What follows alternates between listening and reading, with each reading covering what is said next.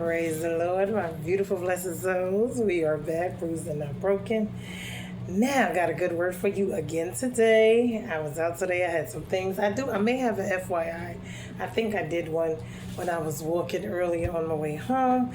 We are going to talk about self-discipline, setbacks, hope deferred, discouragement, trauma, not making it our identity, how to grieve and move forward, how not to fight against ourselves. A bunch of things. We are going to see how this go. Now, today is August 8th, so I don't know if I did self-discipline. I may have. I think I did. I think that was the last one I did. So I want to get into setbacks because setbacks is something that we all have had.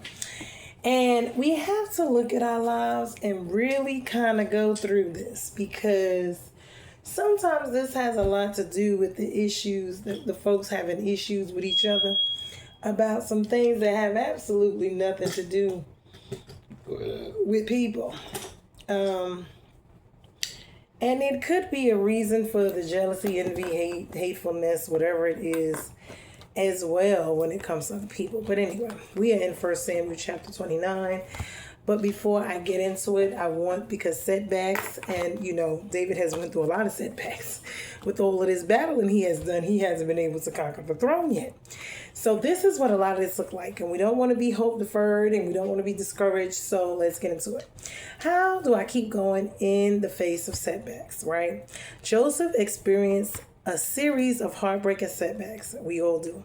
Being sold into slavery by his brothers. Your brother's selling you into slavery?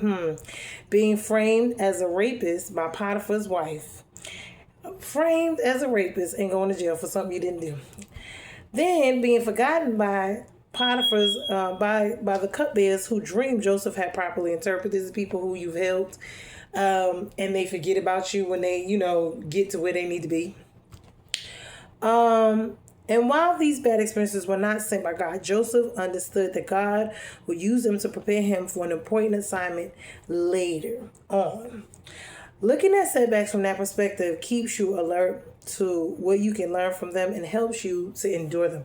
Because a lot of times we have a lot of this as anger, bitterness, discouragement, hope deferred. A lot of this stuff, it will cause us to have self-sabotage, be self-destructive, not have self-discipline. It is trauma, okay? And we don't want it to become our identity. We want to be able to grieve it and move forward.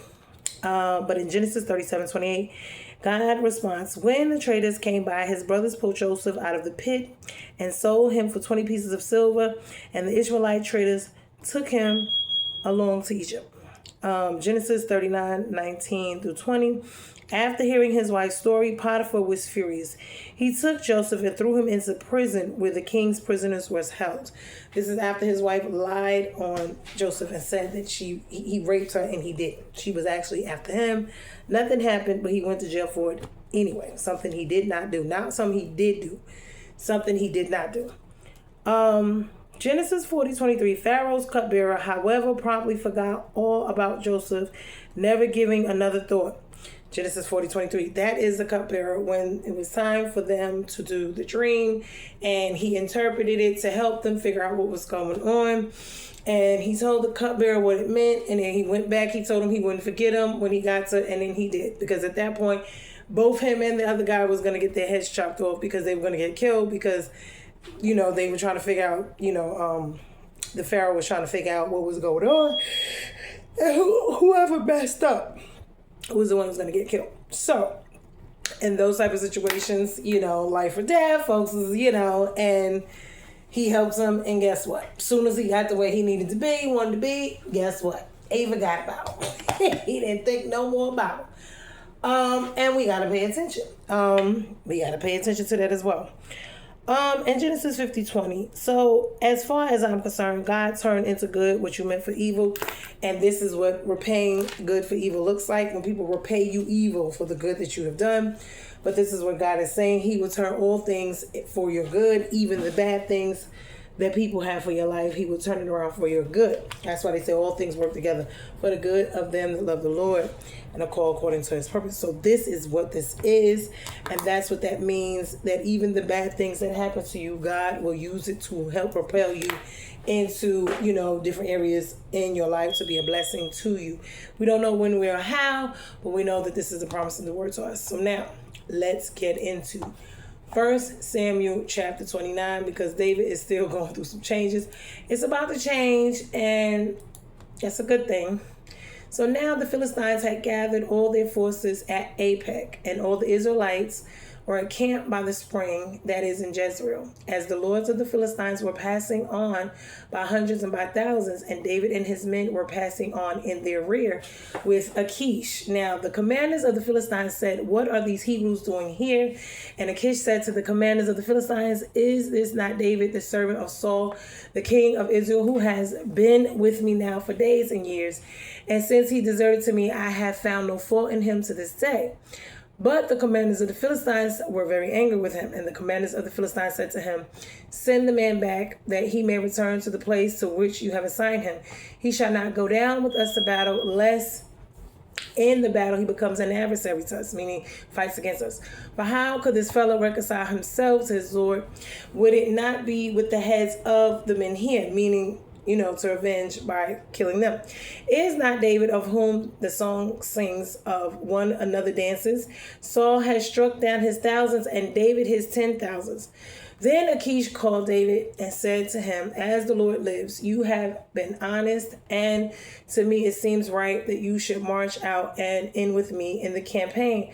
For I have found nothing wrong in you from the day of your coming to me to this day." So David was good to them regardless. "Nevertheless, the lords do not approve of you," meaning, so go back now and go peaceably, that you may not displease the lords of the Philistines.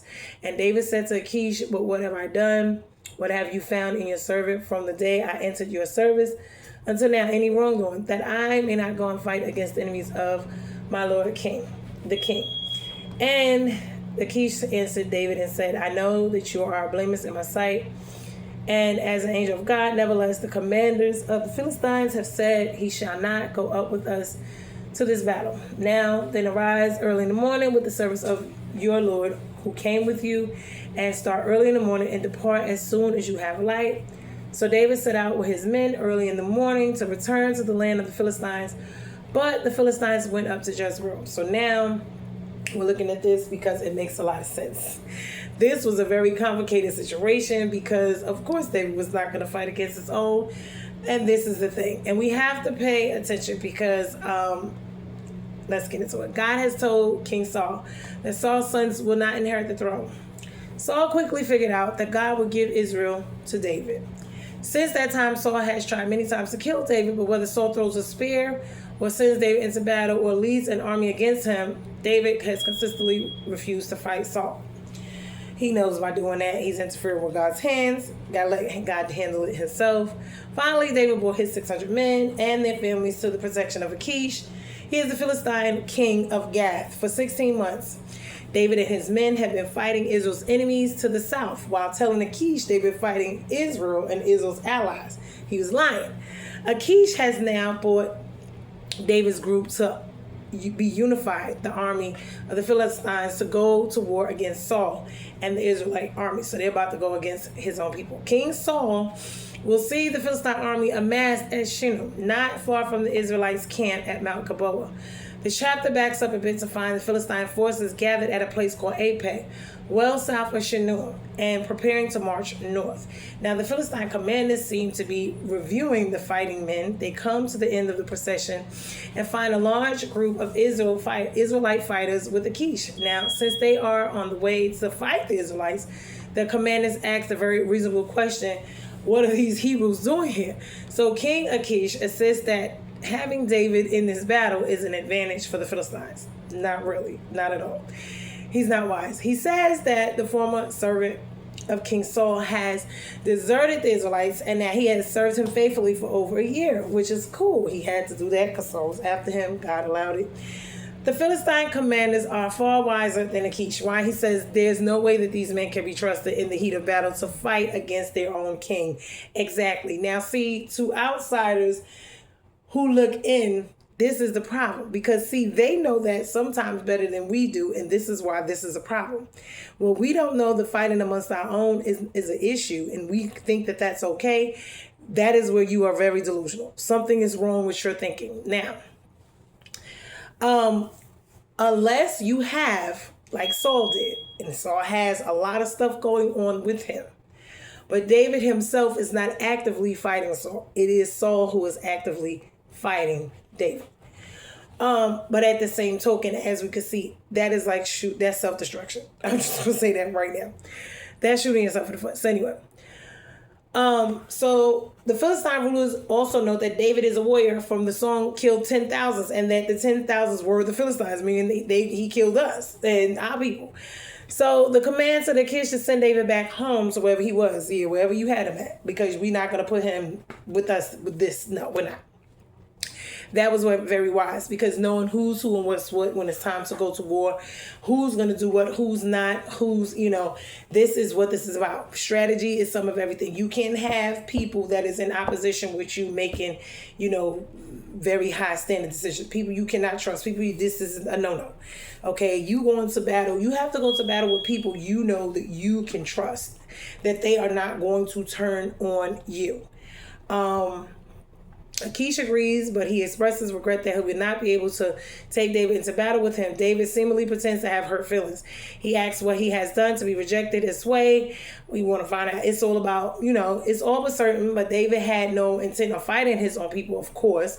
So this development keeps him from needing any further subterfuge. Achish agrees that David is an angel from God, but the Philistine rulers have made their decision. He commands David and his men to return to Ziklag at first light, and they do. Why? Because that would have been, David was not going, even though him and Saul was beefing, he still knew that God was not going to allow him to kill Saul or Saul to kill him.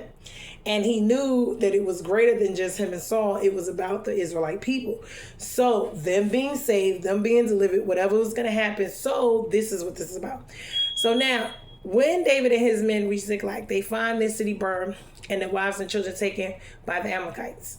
Despite being fatigued by the long march, they catch up and easily retrieve their families. David doesn't learn until after and later that God kept him from fighting the army. He will later command this army in the battle, which Saul and the three of his sons, including Jonathan, were killed, which is sad. And we see how what Saul did also allowed Jonathan to be killed, which was sad because Jonathan and David were actual friends, and this is how the sins get passed down. Although Jonathan did no wrong in this, he still ended up dying and got the backlash because of it. So people say you reap what you sow, and sometimes you do, but sometimes it's not what you've sown that you're reaping. Sometimes it's what someone else in your family have sown is what you're reaping, and this is where the generational stuff come in. So God has opened the way for David to be king. So we're going to get into this. Don't let these things go over your head, because remember, a lot of these things we're sowing, we have to be breaking these generational curses. We have to be stopping all of these things. Somebody has to fight it and stop it, because if it's not, we're going to all be in jail, going, on drugs, fornicating, prostituting, broke, or you'll have money, but you're, whatever these things are, somebody has to, molestations, whatever it is. We have to be following God and getting married, sex without fornication, all of these things that we're doing, okay? Living this life that is a worldly life, that is Satan feels life. So we really need to be changing these things. But first is going to say God to come in for us, to allow God to come to our lives to change it for us, because we cannot do these things on our own. And living in this world, we cannot change the world in ourselves. That's on God to do, and we need him and his spirit in order to do that. He operates through us. It is not on our own, and there's so much to do to that. No, we cannot ourselves within our own strength do that. Now, 1 Samuel 29. Oh, wait, no, before I get there. I went too far, I'm sorry. Okay, now, 1 Samuel 29, how Saul, who was forsaken of God, when he was in a strait, was more and more perplexed and embarrassed with his own counsels. So we read the foregoing chapter. In this chapter, we find out how David, who kept close to God when he was in a strait, meaning Lou, was extricated and brought out off by the providence of God without any contrivance of his own. We have him marching with the Philistines, accepting against the lords of the Philistines, happily dismissed by Achish, meaning God allowed him to be dismissed without having any incidents, captivity, killed, none of that. From that service which did so ill become him, and which yet he knew how to decline, because he knew eventually that was going to be a conflict of interest. He could not just stand by and watch them fight his people. So God's people, the one God anointed him to, protect. So now when we look at this 1 Samuel chapter 29, the chapter where God steps in quietly and protects David from making the worst mistake of his life, which is fighting against Israel. Because no matter what, remember, Israel is his people. So when you mess with Israelites, you are messing with his people, and that's like your own children. Although they do things, it's still, you cannot mess with my children. No matter what we're going through, do not get involved with that, okay? So now, below is a full layered, deeply and structured breakdown. We're going to look at this. We're going to take, first of all, how God used the Philistine suspicion to pull David out of a morally catastrophic situation. That was God himself, because normally that wouldn't have went that way. Now, even there, he couldn't hide. David couldn't hide even there. He hid for a little while, but he wasn't able to hide completely and totally. Why? Because he just don't fit in. He didn't fit in there. He stuck out like a sore thumb. Even those wicked folks know how this go, when it who's who is what's what and what side. But honey, sometimes when it's you and your own people, folks don't know who to fight. They make the one that is not the enemy, the one. And this is what's going on with David and Saul. And we see this in their family. We saw it with Joseph and his family, how his own families sold him in slavery, did all this stuff to him. Those are not enemies. Those is his own family doing these things. This is so dysfunctional. This is so traumatical. This is, the identity. We cannot make it our identity, but it is a part of who we are. So now, this is discouragement. This is, we have to grieve these things. This is betrayal. This is all of this stuff. So, David is dismissed from the Philistine army and sent back to Ziklag, a divine rescue disguised as rejection. So rejection is protected, is disguised as rejection, right? So they rejected him. And when folks reject you, it is protection. God is protecting you. And this is how we have to see it. Although it's not something that's comfortable. I mean, your own family can reject you, or your own friends, your own children, your own job, whatever, your own career. I mean, it just can go on and on and on. You can reject yourself and be self-sabotaging, because a lot of times that happens. We have gotten so accustomed to things being a certain way, we don't even know how to think any other way. So we have to, and that's how your trauma becomes your identity. We can't do that either. It is a part of who you are, but it can't be everything about it. It's just a part of your story. So now the Philistines gather at Apex to fight Israel. David marches with King Achish, but the Philistine commanders distrust him. They have every right to. This is called having wisdom, called having discernment, and demanding he gets sent away. Achish reluctantly sends David back to Ziklag. Now this rejection, preventing him from fighting his own people and preserving his future kingship, because that's the thing. Now spiritually, we're going to look at God's intervention through suspicion. David is protected by this distrust of enemies. Now sometimes we feel like we're paranoia, everyone's always after us, but it's better to be, we have to have a balance. We don't want to be overly, because we don't want to get rid of the people God is sending to help us. But we do want to have a form of, filling things out, because we don't just want to be going any and everywhere with any and everybody doing any and everything. This is not going to work. So we have to have some type of something to gauge it by. You can't be too far left, can't be too far right. You have to have some type of balance. So David is protected by the distrust of his enemies. So the commanders remember his reputation, the slayer of 10,000s, and they feared that he will turn on them. Now, their suspicion becomes God's instrument to remove David safely from this battlefield, from entering into this battlefield, having to choose. Now, that's a great way, you between a rock and a hard space. Now, God prevents David from committing political and spiritual suicide. If David fought Israel, he will, 1, lose moral credibility. 2, he will lose the throne. 3, he will lose the people's trust. And 4, he will violate his calling. So God blocks this by using pagan leaders to send David home. Use his own enemies to help send him home. God's been using his enemies throughout this whole thing. Mental layer, David's identity crisis. David is caught between his past as Israel's hero and his present as Achish mercenary. His future as Israel's future leader and king. The chapter exposes the mental tension of divided identity. And at times we can be divided between our past, our present, and our future. Our past is who we are, of course, is a part of us. Our present is also, but it's also making the decisions to figure out what we're going to do in the future. So it has a big part to play with it, because depending on what we decide now is going to, have a lot to do with our future outcomes. So God resolved the tension by removing David from the conflict, which is the best thing to do. And a lot of times removing yourself from situations is the best thing to do. Instead of having all these great, situations, just remove yourself from the situation, because that can end a lot of stuff. You don't have to conversate. You don't have to argue. You don't have to explain. No. Remove yourself is the best way, because all that back and forth you don't even have to do. Emotional layer, rejection as protection. David experiences confusion. What have I done? Frustration, humiliation, and rejection. But this rejection is a divine protection. It is not punishment. This is here to help him. And a lot of times that is what this is. And we may not see it, know it, and or like it, but things that God have blocked out of our lives.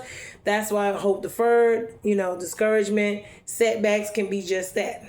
Rejection that was protection and not punishment to you into your life, because you don't know what would have happened if it was allowed, and maybe God saw something or people, places, things that would have harmed you. So for a physical layer, David's safety. If David stayed, he risked death from the Philistines. He risked death from the Israelites. He risked being trapped between the two armies, and that was the thing. Sending him home was the safest outcome. As I say, you don't have to battle all the time. Know when to hold, when to fold, when to wave your little flag, like, listen, I'm just not even being bothered. I don't even care. Whatever y'all do. I'm just not going to be a part of it. And that's it. Leave me out of it. Financial layer, Ziklag awaits. David's return to Ziklag sets up the rescue of his family. Why? Because the Amalekites had already got to them. So that was another thing. While he was doing this, there was other enemies, after him. Other issues that needed to be dealt with. And a lot of times you will have other issues in your life that you are dealing with. You can't waste time on just one in particular situation. There's so much other stuff going on at the same time. So the rescue of his family, the recovery of stolen goods, and the strengthening of his men. So this is what this is. And this chapter positions David for financial restoration. In the chapter 1 Samuel 30, we're going to see that. That's going to get different, but we haven't gotten it yet. Now, naturally, in geographic layer, we're going to see how Apec is a Philistine staging ground. That's what it was. It was a prepared thing. Jezreel and Gilboa, Israel's camp where Saul will eventually die. Ziklag is the David's base where God will restore him. The geography itself will show David moving away from the judgment and towards his destiny. Now, the Philistines and politics. Philistine commanders, they are lords of Gaza, Ashdod, Ashkelon, Gath, Ekron, and Achish. They override Achish. This shows the decentralization of the Philistine power, political suspicion, ethnic tension. What are those Hebrews doing here? Their cultural distrust becomes God's tool. He uses it. You don't know what God is using to help, protect you.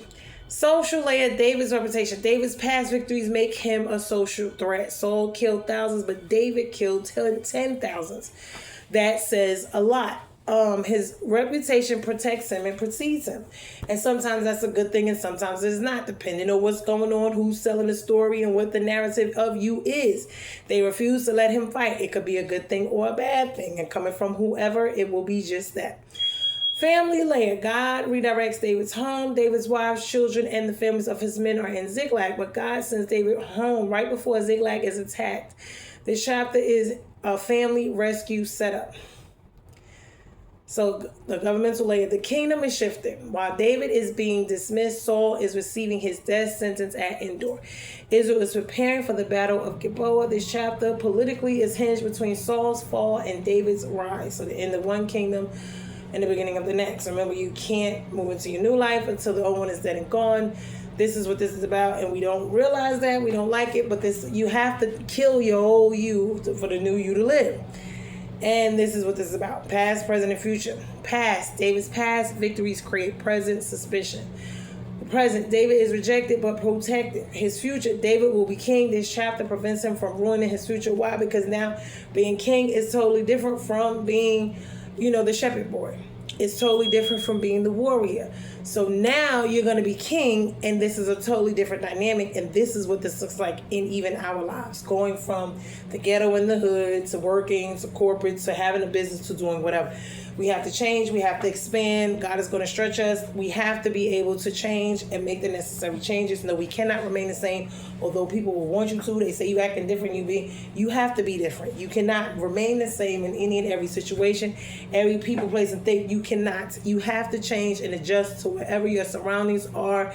This is what this looks like, and this is what this is for your protection, for your elevation, to get, to maintain, to move forward. No one's supposed to stay same. Why? Because that is not maturity. That is not growing. That is not living.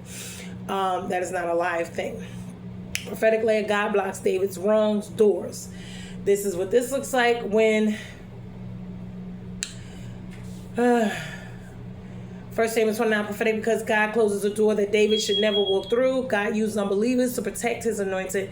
God positions David for restoration in Ziklag, and God keeps David morally clean for kingship. This is divine orchestration. It is not coincidence. That's all. And I look at things in my life like, this is not a coincidence. Certain things happen. It's not a coincidence. Not a coinky-dink. It's not. No, stuff don't, it's just, what was that about? And sometimes, they're called overthinking questions, I don't know. I just know that things mean things, and I look and I try to, note that, okay? Keep that, let's see what happens later.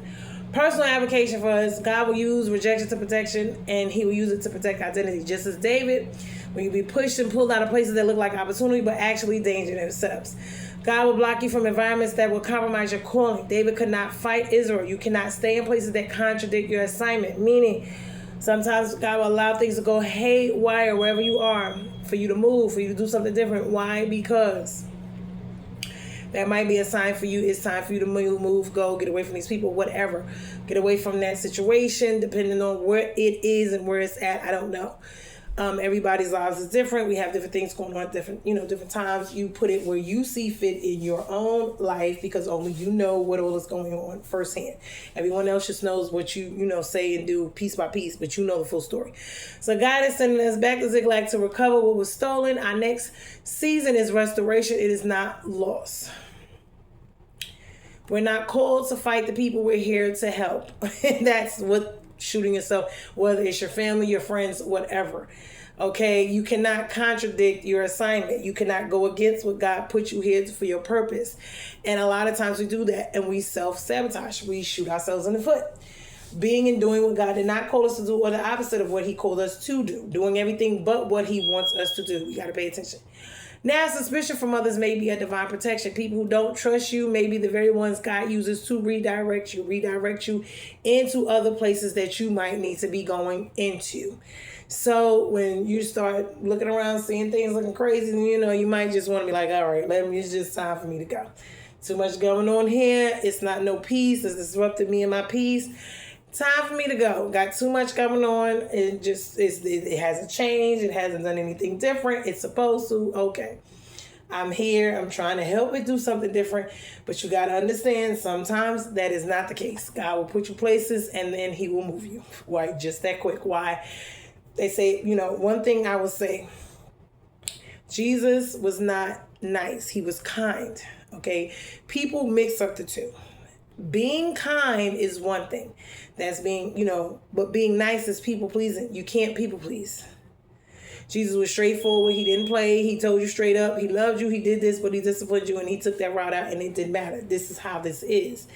And so as far as people pleasing, he never did that. So being nice to people, he was not. Being kind, he was. Being weak, he never was. Being meek, yes. Okay, but that wasn't weakness. And you leading and being serving and having, your you don't have his meekness be looked at as a weakness, okay? Because he's strong with him being meek, meaning holding self-discipline and composing himself. So this is what this is. But 1 Samuel 29, God's quiet intervention. David is rejected, but protected. He's redirected. He's preserved. He's positioned for restoration and prepared for kingship. God uses enemy suspicion to rescue David from moral disaster and set the stage for his rise. Now, what I also wanted to know There's a lot I wanted to know. Okay. Hold on, let me see. Okay,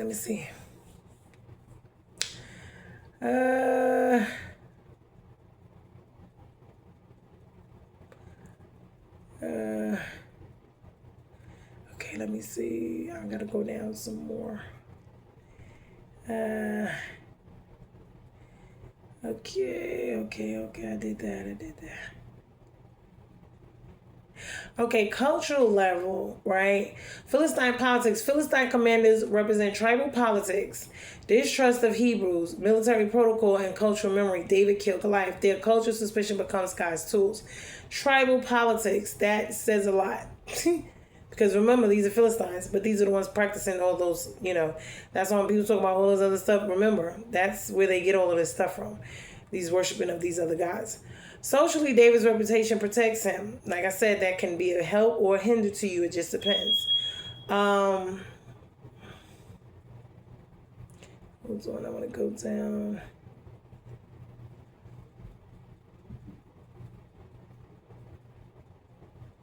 Okay. Because God will open the right doors, but he will close the wrong doors. Don't let that go over your head. Hold on. Okay, now I wanted to get into the self-discipline and the setbacks. Of course, we're going to look at hope deferred. All of these things. Hold on. Who was it? And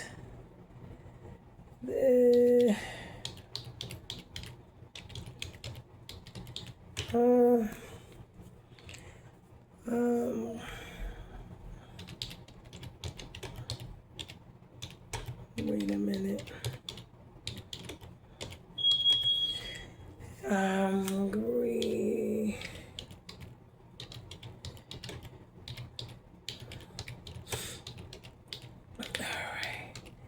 Okay, so now I finished because I wanted to make sure I had all of that.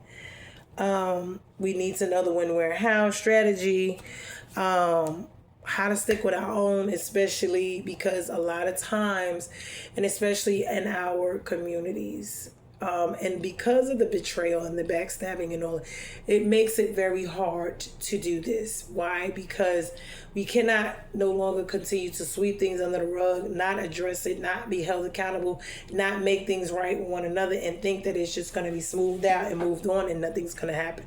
That does not help situations. This is why God says you must go to your brother when you have arts with them and have conversations, talk things out, work it out. If you have to give others to help or mediators or whatever, therapy, whatever it is, to help you with these things, because you cannot love God whom you cannot see if you can't love your own siblings and sisters and brothers and people here. That is not going to work. That's number one. Number two, hate and unforgiveness and all of that is one of the great ones that will send you straight to hell. Okay, so this is another thing. So you cannot have hatred and bitterness and, towards people. And God says you're supposed to love your enemies. I know that that's not an easy thing to do. You're supposed to pray for them as well. That is not an easy thing to do. But this is where we're supposed to be getting, because when we think about us and our relationship with God, we are all of that and then some to him. We have betrayed him. We have been an enemy to him. We have been all of these things. But yet he loves us in spite of us. And even looking at ourselves and the people we do love in spite of them and the way that they handle us or the way that we handle them, these have to be checked. These situations have to be looked at, and folks have to be grown enough to say what part they played in the situation. And until we can get that going and admit and apologize and change the behavior and moving forward, if you want this to be a relationship, if you want this to be a partnership. But if that does not happen, folks is not going to beg, chase, take their life and build it around trying to get you, keep you, make you, force you. No, everyone has free will, okay? And because we all have free will, God does not chase, he does not make, he does not force. He gives you a certain amount of time, and either you will change and turn or you will not. And if you do not, he will eventually stop it, cut it off, and you will be where you are until either you get your mind right or something happens. That's just how that go. But as far as chasing you down, no. Jesus, every town he went to, he said, if people do not accept you, they reject you, you dust your feet off and you move on. You do not cast your pearls before swine. You don't give your good to those who are here, who will not receive it, who will not take it, who will not see you that way. No matter what you say, no matter what you do, they see you how they see you, as beneath them. They don't like you. They don't this, they don't that, whatever. When you have done absolutely nothing to them. So you just move on with your life. Nothing stops it. You may have to grieve the process, whether it's trauma, betrayal, whatever. But this is what this looks like. So now we're going to look at this. Okay. Let me see.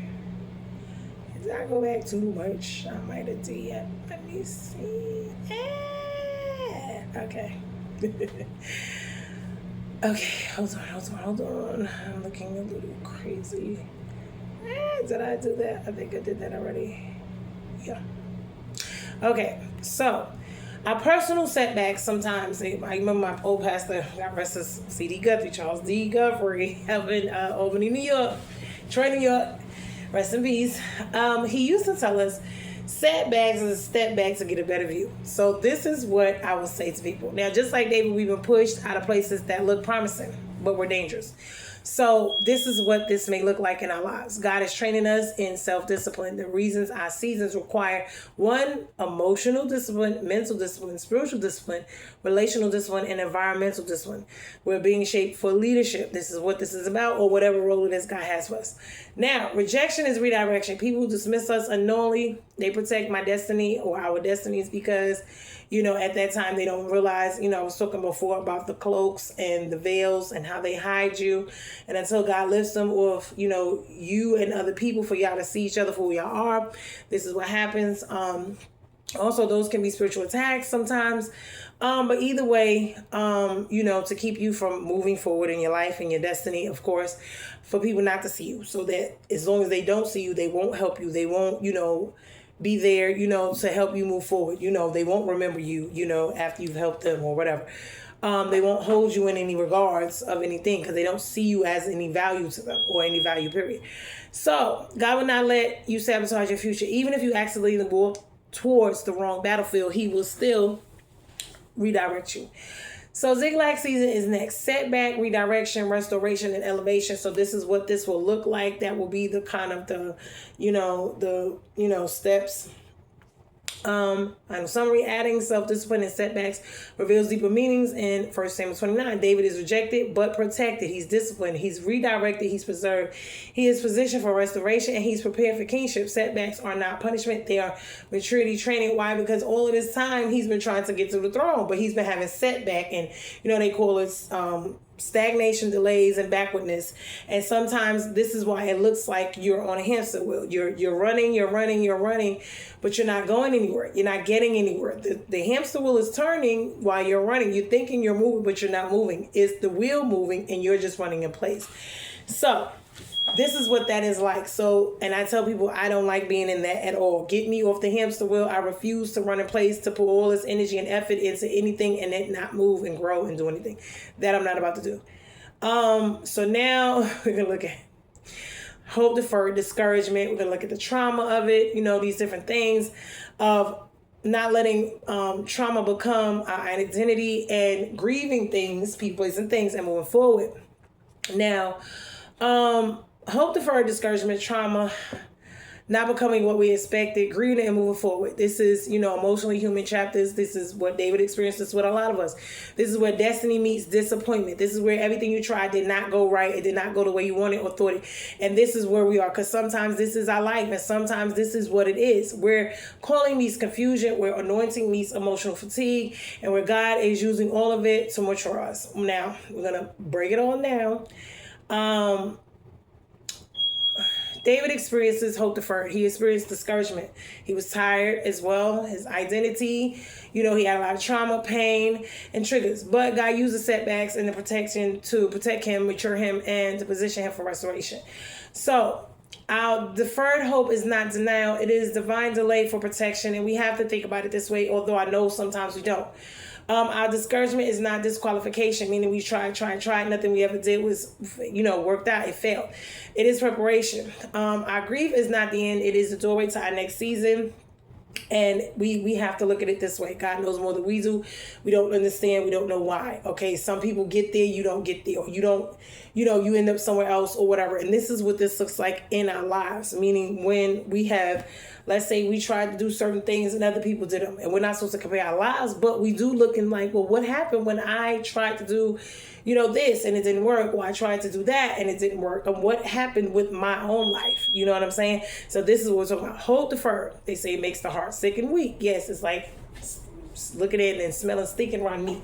This is not what I thought my life would look like. David was anointed king years earlier. Remember, this was way long time ago he was anointed.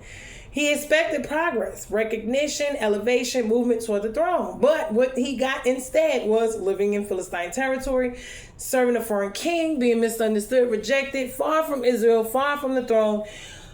He was fought by Saul, his own people, his own king that he helped. And this is what a lot of this look like in our lives. And a lot of time we do not understand. We are upset. We are hurt. We don't know, like, well, dag, is this real? Is this true? And I've been there, so we're not going to act like we have. Like, dag, Lord, I was trying to do. And is this really what you want me to do? The dreams, whatever you have. Is this really what you want? And the enemy loves this because he wants you to get like this. Now, hope deferred. Proverbs 13:12. Hope deferred makes the heart sick. Yes. David's heart is tired. His hope is bruised.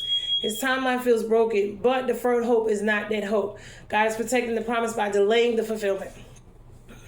Now, remember, Moses was in the wilderness 40 years before Jesus was promoted and actually out in his ministry. It was 30 years. So a lot of this takes a lot of time. And we think of it as just one. No, when you have been trying to do things for the past 30, 40 years, because people say, oh, it's just nothing. It is something. Don't sit here and tell people, oh, how they feel. What it is something. Do not disregard them and whatever it is that they have going on in their lives, because it may not be important to you, but it is important to them. And until you walk in their shoes, do not ever tell them it is not important, it's not that serious, because it is. That is the worst thing you could tell somebody. So, discouragement. Why am I being rejected again? David tries to fight with Achish. He tries to prove loyalty. He tries to show he's trustworthy, but the Philistines' command says send him back. Why? This is discouragement. It's layered on top of years of betrayal, running, hiding, false accusation, instability. So discouragement is not a sign of failure. It is a sign of transition. God is closing a door David should never have walked through. So this is what this looks like, and maybe this is what this looks like in our own lives. Trauma. This feels like my past all over again. And this is where a lot of people was like, oh, that was nothing. You should move on. You should just get over it. Oh, their life is so wonderful. But a lot of times these people have not been through the amount of stuff that these other ones have been through. And once they ever sit down and really think about if they've ever been, homeless or lost this or lost that, and then the way they handle it is totally different. Cool. Get it. Granted, they could get back up, move forward. It's nothing. But for the people who, this is hard for them. For whatever it is, it's hard for them to move on, grieve it, get over it. Okay, this is what this is. And sometimes the trauma can become an identity, and we don't want to make that, the label and the stigma, or the rejection and the stigma that we carry our whole entire lives. This is stuff we have to break and get off of us. So trauma, this may feel like my past all over again. David's trauma history includes Saul's jealousy, Saul's attempts to kill him over and over again, his abandonment, betrayal, his constant danger, living as a fugitive, losing stability, losing his home, losing safety, being rejected by the Philistines, triggers old wounds. I'm not wanted, I'm not trusted, I'm not misunderstood, I'm alone again. But God is using the triggers to redirect him to healing, not harm. And this could be everywhere, anywhere in your life.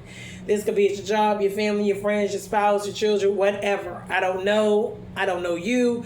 I'm just naming things off the top of my head that it could look like. It could be in the business field if you're trying to break in and do something new and innovative or whatever. You see what I'm saying? So just let it sink in and you think about where you are and what you're trying to do with your own life, what God is.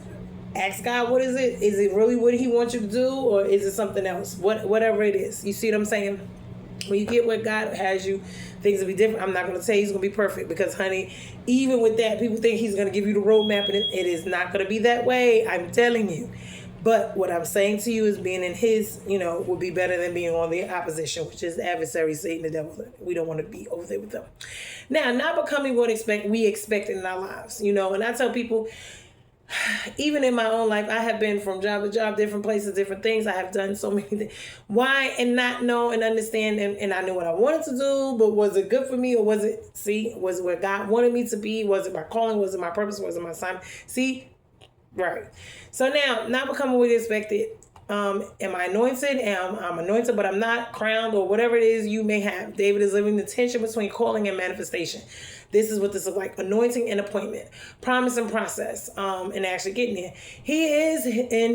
He is in king in his prophecy, but not king in reality. And this is what this looks like. So when your reality does not look like God says what it should look like, this is where we are. So this is the pain of unrealized identity when we know who we are, but life doesn't look like it yet. And God uses this tension to build humility, patience, emotional discipline, spiritual maturity, and leadership strength. David is becoming the king internally before he will ever become the king externally, meaning physically. So now grieving. I have to let go of what I thought this season would be or what I thought my life would be. David must grieve the idea of fighting with Achish, the idea of proving himself, the idea of belonging in the Philistines' territory, the ideas of being accepted by the commanders, the idea of being useful in this battle. Grief is not weakness, it is a release. David must release false alliances, false opportunities, false identity, false expectations. Grief clears space for destiny, and this is what this looks like, because a lot of us haven't grieved a lot of things in our life, and we need to. And this creates the anger, the bitterness, this creates the hatefulness, the jealousy, all of these different things. So this is where we have to get to in our lives, where we can grieve it so we can release it. And that's going to take time. You can't think this stuff is going to happen overnight. A lot of us are just coming into understanding a lot of things in our lives, so it's going to be over time. It's not going to be a one-shot deal situation. Please understand, it's not.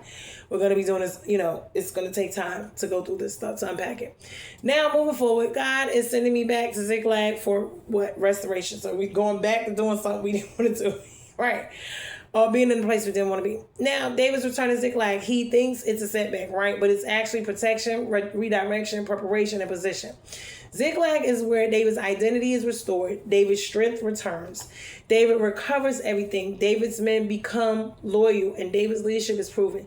David's next elevation begins. Now, moving forward requires accepting rejection, embracing redirection, trusting God's timing, letting go of false opportunities or, false whatever dreams you and hopes, whatever, the ones that we thought God had for us may or may not be. Walking away from dangerous alliances, meaning people, places, and things, and David moves forward by obeying the dismissal. So he's moved forward by allowing it, by obeying it, and be like, okay, God, this is what you're doing. Okay, this is what I don't need to be around, don't need to be doing. Okay. For full integrated breakdown, all layers combined. Mentally, the hope deferred is mental fatigue, and we'll see that it could be brain fog, it could be a lot of things. Tiredness, rejection, mental confusion. Setbacks is mental clarity. This is what this can look like. Emotionally, it could be discouragement, emotional pain, physical pain. Trauma triggers emotional instability, grief, emotional release, moving forward, emotional maturity. Physically, send home, physical protection, avoid battles, and physical preservation. You could be tired, you could be, different things. Financially, returning to Ziklag means financial restoration. Next chapter of wealth and recovery. It could look like that. Spiritually, hope deferred could look like spiritual testing. It could be rejection, which is spiritual protection. Setback, which is spiritual redirection. And moving forward, which is spiritual alignment. Okay. Naturally, it could look like leaving APEC will look like environmental safety, meaning being somewhere where you're environmentally safe, whatever that means, whether it's cleanliness, whether it's violence, whatever. Returning to Ziklag, environmentally positioning you. Culturally, Philistines distrust, meaning cultural rejection. So the people, places, and things rejecting you, that could look like socially and culturally. That could look like what that means.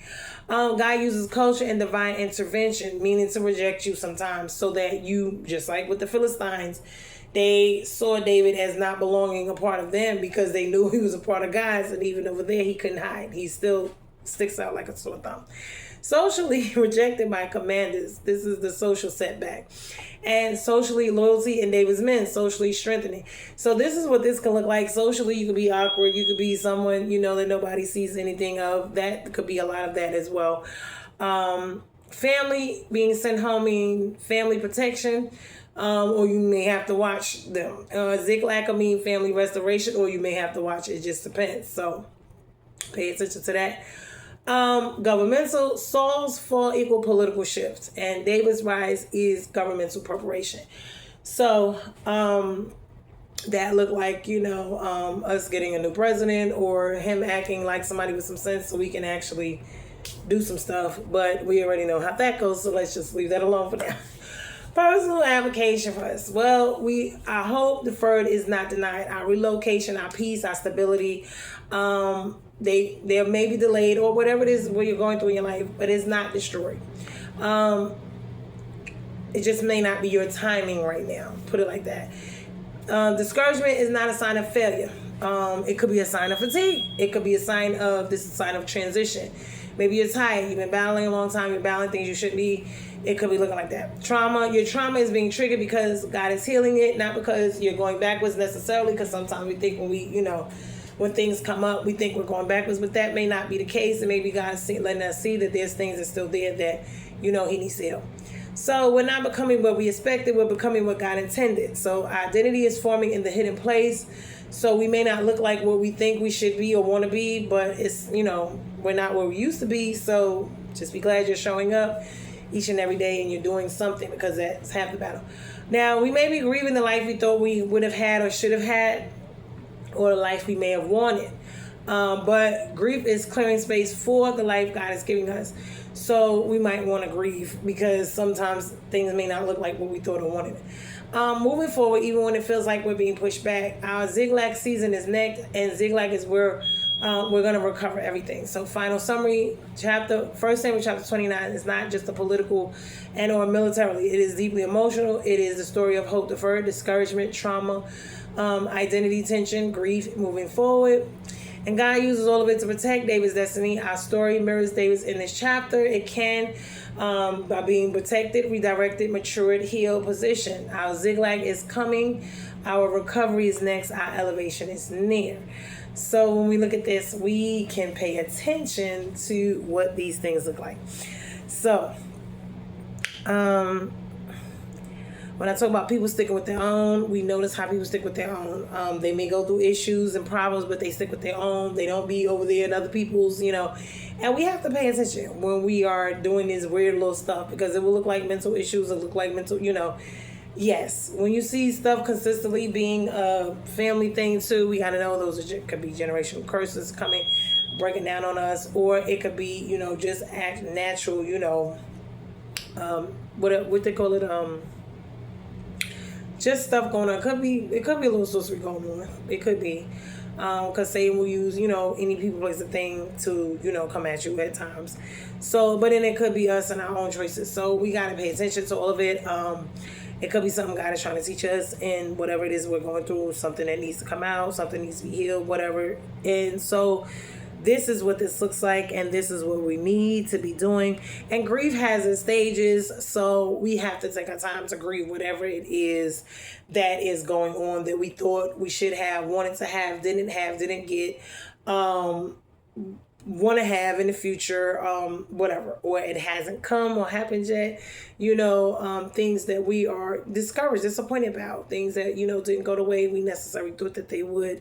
And we prayed, we fasted, we waited, we did this, we did that, and we thought we did everything right, and it just still did not happen. So sometimes this does happen, and people say, oh, you was disobedient, oh, you did this, and that's not always necessarily the case.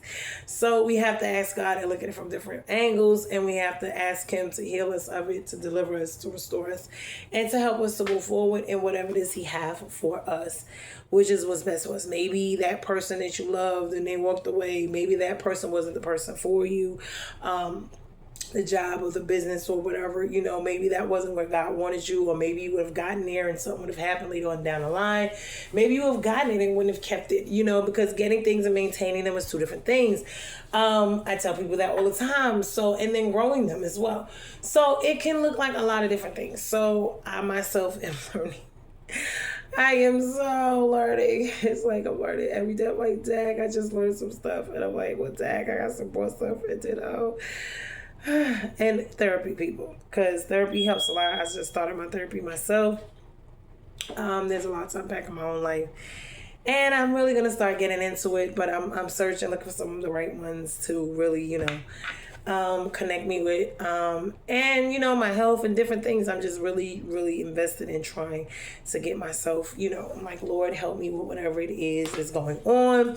Things that I know, don't know, see, don't know. Things that could be issues. I want to be proactive, not reactive. I want to get things in order because I am approaching 47. So because 47 is creeping up on me in October, I ain't got to be getting, you know, because I'm getting closer to 50. So the closer we get to 50, the closer we need to be really like, yeah, it's time to get our grown folks together because the aches, the pains, the this, the that, all of that stuff, you know, we need to be taking care of ourselves and figuring some things out. Not just on the financial stuff, but with everything else, you know, with our bodies. Because I tell people health is wealth. If you are not able to go make the money, then you might as well just sit it on down. There's no business if you're not healthy. You see what I'm saying? You're not able to go do certain things. So we can't, you know, neglect this, neglect that, do this. No. And so certain things we have to prioritize, and we have to know what in our lives is priority number one, and that looks different for all of us, and what is not, you know, and protecting your peace, and, you know, being able to not be around all this kind of controversy, dysfunction all of the time, you know, is another one, because that's not good. The extra unnecessary added pressure, stress, whatever, and giving what you have to the Lord and letting him handle the things you cannot handle, knowing the difference and not getting involved with all this other stuff that you have no business being involved in. Let folks be grown, let people and do what they do and live their lives. We all have free will. This is what God has given us. Life is still going to be life, and don't let it whoop your butt because it got some hand skills and it will get you. Be discerning. Don't trust everybody, but want to have trust, want to have love, but not just outwardly running around just, you know, because you got to be discerning and you got to be having wisdom within how to move, you know, whenever you are, wherever you are going or whatever you're doing. This will be, you know, what you would need to be paying attention to, because every situation, every, you know, area, you know, you can, let's say you go, let's say people who are going out of the country, which I tell people I want to, I'm going to get my passport. Well, that's wonderful and cute. The way things are going right now, it's a little crazy. It's a little shaky. You got the little orange man in there. He's the president, y'all little president. And he be bugging sometimes. And folks don't like it. And they already don't like him, like Americans all over the world. So when you go in different places, different areas, and they do and practice different stuff, you better be knowing. Don't just go over there because they spirits and they, you know, what they call it, their spiritual practices or whatever they doing, and their foods and all this. Because yeah, if you going over there, you eating their food, you doing this, you doing it, which we eating the food and stuff here now. So we gotta pay attention to what's going on. It's not to be overly, you know, but it's just to be like, okay, I wanna, you know, scope it out a little bit, scan it out. You know, the area, the place, the region, before I get there, before I know if you're moving, same thing. If you're getting into businesses, same thing. You want to investigate, you know, before you dabble into things, you know, before you just jump into it, you know, have a little wisdom about it. Now, ask God to help you, you know, with your research, you do. And then, you know, you rely on God and he'll, you know, y'all go ahead and do your thing. But I ain't just about to be jumping up and running over there and doing this and doing that. Don't get me wrong. I get it. It sounds wonderful. It sounds great. It sounds beautiful. And for some people, that does work for them. But that may not be everybody's story and everybody's situation. So, and I tell people, you know, some people move places and do very well. And some people move there and that's the total opposite. So it just depends. And we can't base our lives because it's not a one-size-fits-all thing. Just because I do it mean it's good for you. You know, it's a lot of stuff that, you know, over-the-counter remedies, this, that, and third that I've tried. I've tried so many stuff too, and it wouldn't work for me, but it worked wonderfully for other people. But for me, it just didn't do nothing. I'm like, well, Dad. They're like, oh, they see results. And I'm like, well, but maybe my body's different. Maybe I got more stuff going on. I don't know, you know. But it didn't work for me. And if it worked for them, then that's fine. If they got the results, if they did, that's cool. But now I need to keep digging to figure out what worked for me. You know, so happy for them. Don't get it wrong, but that don't help me over here. I got to figure out what I got going on over here first. So just, you know, to let people know that we are bruised and not broken. Like, share, comment, subscribe to the channel. You know, everybody's not going to pull it and clap for you. It's not going to be a wonderful situation all the time. You're not going to be here. You know, it may not be that. Staying in our lanes and doing what we're doing. and letting that be the reason. So I love you guys. Like I said, bruised and not broken. Like, share, comment, and subscribe to the channel. We're not going to be letting our trauma, identify us. It is a part of us.